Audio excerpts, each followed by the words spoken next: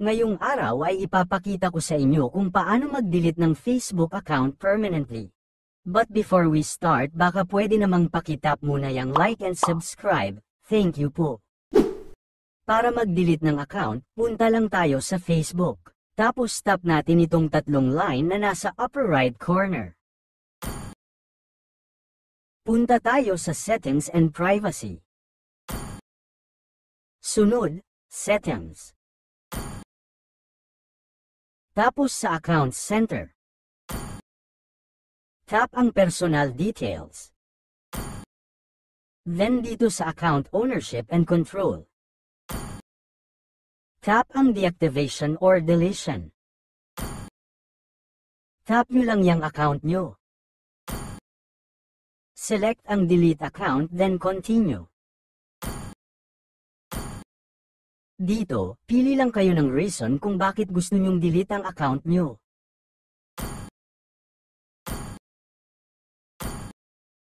Scroll down lang tayo. Kung may pictures kayo sa account na yan at gusto nyong kunin, tap nyo lang yung download info.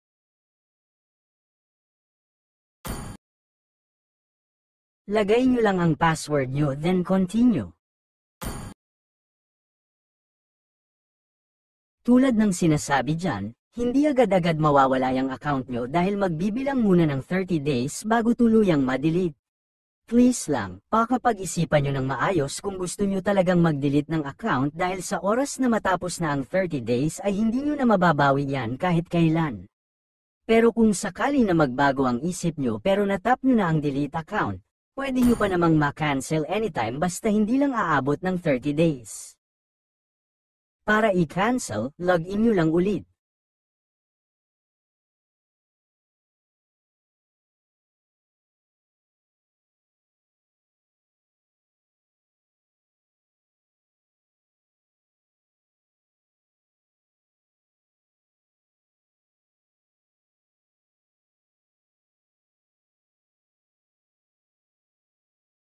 Tapos tap nyo lang yang yes, continue to Facebook.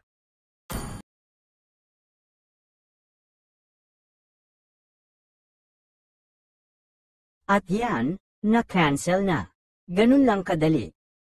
Kung nakatulong sa inyo ang video na ito ay huwag nyong kalimutang mag-like and subscribe at tap nyo na rin ang notification bell para lagi kayong updated sa tuwing may upload tayong video tulad nito. Thank you for watching.